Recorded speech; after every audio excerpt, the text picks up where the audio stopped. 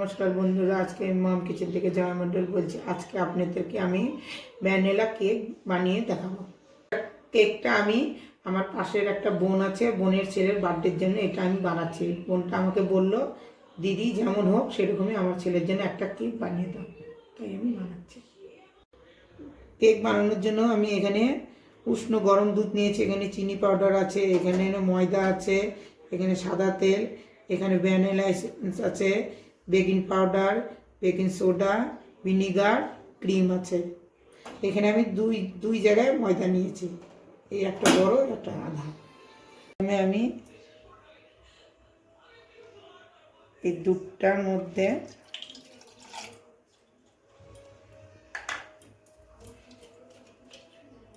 পন্সি বানানোর জন্য এই এক মুটকা, এই 2 মুটকা ভিনিগার দিয়ে দিলাম। এই হ্যান্ড ন্যাশারটা দিয়ে আমি এইভাবে এটা একটু গুলাই নেব।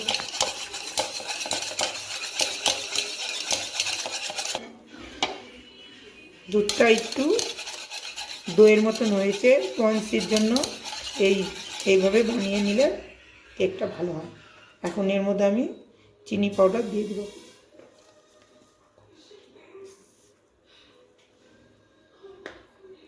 এখন আমি চিনিটা ভালো করে মিশিয়ে দেব। চিনিটা মেশানো হয়ে গেছে। এখন আমি এর মধ্যে এই 1 কাপ সাদা তেল দিয়ে দেব। এটাও আমি এখন ভালো করে মিশিয়ে নেব।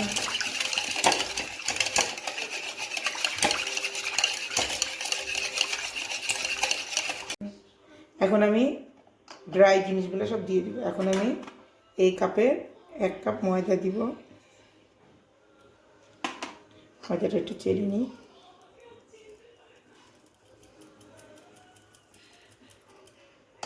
আরও আধা কাপ ময়দা দিয়ে দিব।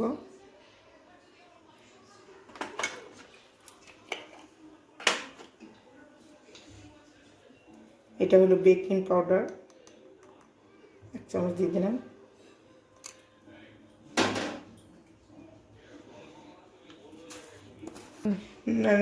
বন্ধুরা আমি ভুলে বেকিং পাউডার বলেছি, ওটা আগে আমি বেকিং সোডা দিয়েছিলাম, এখন আমি বেকিং পাউডার দিয়ে দেবো। যে বেকিং পাউডার দিয়ে দিলাম।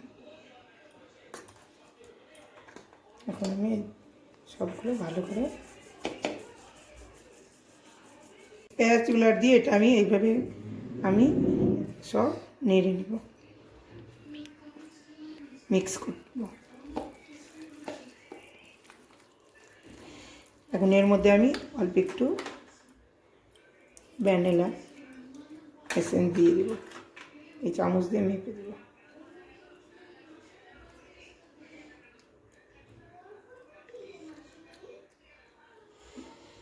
এক চামচ হয়ে গেছে, 2 চামচ। এখন এটা দিয়ে এইভাবে ভালো করে, এর মধ্যে অল্প একটু দুধ থাকবে, একটু দুধ আমি দিয়ে দিব। এখন আমি এই হ্যান্ড নেশারটা দিয়ে মিক্স করে নেব ভালো করে। এটা দিয়ে ভালো করে হচ্ছে না আমার কাছে, তাই এটা দিয়ে ভালো করে করে নেব।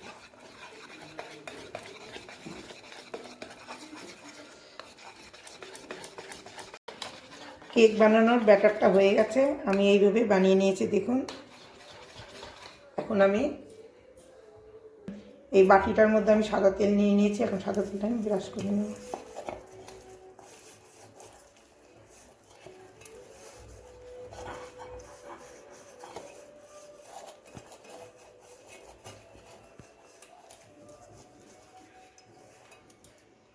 এই আমি একটা বাটার পেপার এই মাপে কেটে নিয়েছি, এখন এটা আমি বসিয়ে দেব। এর উপরেও আমি তেলটা ঢেলে দিলাম ভালো করে। এখন আমি এই কেকের ব্যাটারটা আমি এর মধ্যে এখন ঢেলে দেব।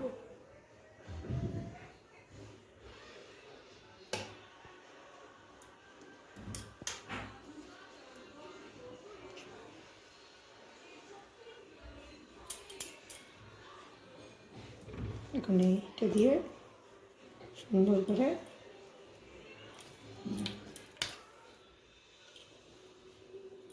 এখন আমি এই কেকের মিশ্রণটা এইভাবে ট্যাপ ট্যাপ করে নেব যাতে কেকটা বরাবর হয়ে যায়।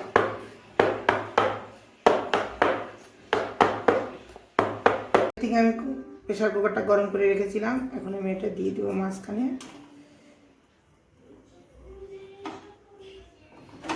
এখন হালকা এটা আমি 30 মিনিট এটা বানিয়ে নেব। এখন আমি কেকের ক্রিমটা বানিয়ে নেব। এখানে আমি 1 বাটি আমুল ফ্রেশ ক্রিম নিয়ে নিয়েছি। দেখুন একদম আমি ফ্রিজে রেখেছিলাম পুরো গাঢ়। এখানে আমি চিনি পাউডার দিয়ে দিব, আর অল্প একটু ব্যানানা এসেন্স। এখন আমি কেকটা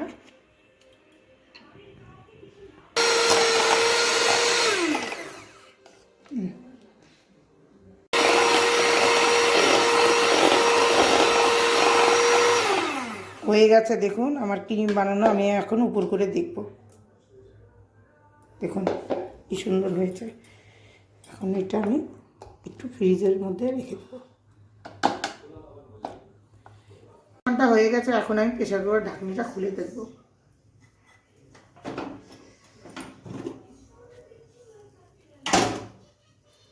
এই কেকের চাকুটা দিয়ে এখন আমি মাঝখানে দেখব, আর একটু হবে, কাঁচা আছে। আর 5 মিনিট রেখে দিয়ে বন্ধ করে দিব। তখন আমি বলেছিলাম 5 মিনিট আরও হিট দিয়ে রেখে দিব, তখন আমি 5 মিনিট হিট দিয়ে রেখে গ্যাসটা আমি বন্ধ করে দিয়েছি। এখন আমি খুলে দেব। দেখুন কেকটা ফুলে গেছে আর উপরটা ফুলে ফেটে গেছে। দেখুন এখন হয়ে গেছে। এখন এটা আমি নামিয়ে নেব। এটা আমার ঠান্ডা হয়ে গেছে, এখন আমি কেকটা বের করে নেব। দেখুন কি সুন্দর হয়েছে, একদম সফট হয়েছে কেকটা। এখন আমি উপরের বাটার পেপারটা বের করে দেবো। দেখুন কি সুন্দর হয়েছে। উপরের অংশটা একটু কেটে নেব।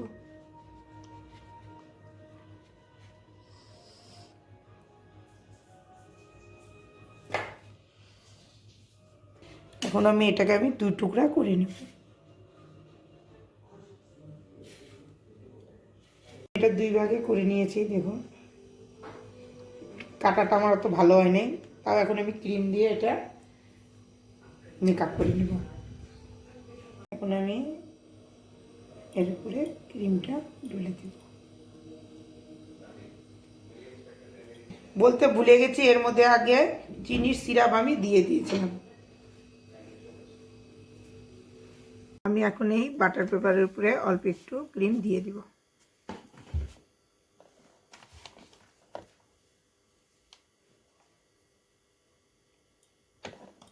কেকটা বসানোর জন্য। দেখুন বন্ধুরা, ফার্স্ট টাইম আমি কেকটা বানিয়েছি। এই কেকটা আমার মেয়ে সুন্দর করে ডিজাইন করে নিয়েছে ক্রিম দিয়ে। আমার ভিডিওটা পছন্দ হইলে লাইক, শেয়ার, সাবস্ক্রাইব করবেন।